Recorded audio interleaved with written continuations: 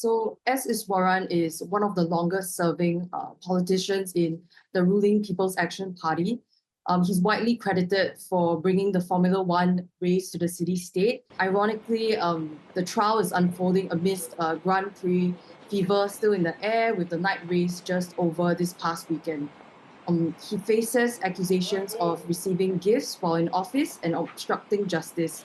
So the case will proceed on 5 charges in total, down from the initial 35 that he was supposed to face before today. Can you tell us what happened in court today? The 30 other charges, including corruption allegations, were set aside early on in trial today.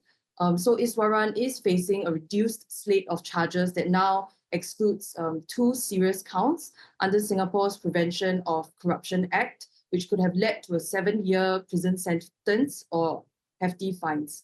He pleaded guilty to these lesser charges in a very unexpected twist of events, especially considering that he had previously said that he would contest the case and work towards clearing his name. So now he's facing charges for violating laws that prohibit public servants from accepting valuable items from someone who has had ties with them in an official capacity.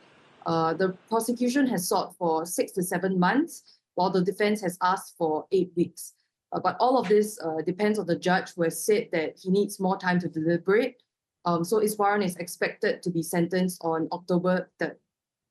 Can you give us more details about what S. Iswaran was accused of? So he's been accused of accepting gifts as a public servant, which is against the law here in Singapore. The charges have been very different from when the case first came to light about a year earlier this year. He had initially been charged with corruption and accepting bribes. So Kimberly, how and when did the allegations first emerge? So earlier this year, court documents revealed that he had obtained items on several occasions from men that he had worked with. So some of these items include expensive whiskey, golf clubs, Brompton bicycles, tickets to watch plays. And in Singapore, it's against the law for public servants to receive gifts from people that they have worked with or are associated with on an official capacity. So S. Iswaran is the first political office holder to be tried in court in the past 50 years. What has he had to say about it? He has rejected the charges and the allegations made against him when the case first surfaced earlier in this year. So he has maintained that he was innocent and he will work towards clearing his name. He has also said that he resigned from his posts even without being asked to do so, because he felt that it was the right thing to do. So on top of that, he also said that he would be returning his salary and allowance that he had received as minister and MP since the investigations began. How unprecedented is this trial in a country like Singapore, which is consistently rated as one of the least corrupt nations in the world? So Singapore has always scored extremely well on anti-corruption indexes and has prided itself on being a corruption-free city. It was ranked 5th least corrupt in the 2023 Transparency International Corruption Perceptions Index, and it has maintained this score for several years now. So when the case first came to light, it definitely sent shockwaves throughout the city-state. The last time a cabinet minister was involved in a case of similar scale was back in 1986. A former national development minister had taken his own life before he was charged with accepting about $1 million in bribes from 2 companies for facilitating the retention and sale of state land.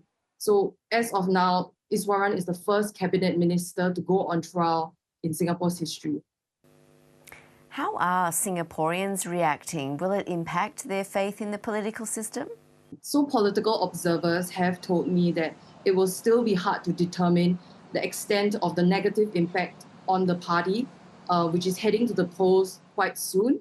But for the PAP, which has had this reputation of being whiter than white for a really long time, the public holds the party to extremely high standards. A case like this would definitely prompt chatter about whether the party has been able to maintain those standards, and the prosecution's decision to go for lesser charges was surprising. So considering it had lined up about 56 witnesses. So it will no doubt be a subject of debate here in Singapore. But also just zooming in a little bit more, the trial could influence the sentiments for residents in Iswaran's West Coast ward, where he had served as an MP. It was a hotly contested seat in the last general election, and it was where the PAP had secured its narrowest victory. So we can expect the opposition to use this case as ammunition to win more votes. But still, voters may be caught up with more pressing and immediate issues like cost of living and housing, all of which are expected to be hot button issues in the coming election, happening sometime in the next year. And it comes just 5 months into the term of Prime Minister Lawrence Wong. What impact could this have on the governing party? So Prime Minister Wong had previously said that the case would definitely have an impact on the party, but he had sought to assure the public that it would not compromise on their zero tolerance stance on corruption, but it will be up to the people on whether they feel that the sentencing is appropriate. Kimberly Lim in Singapore, thank you. Thank you.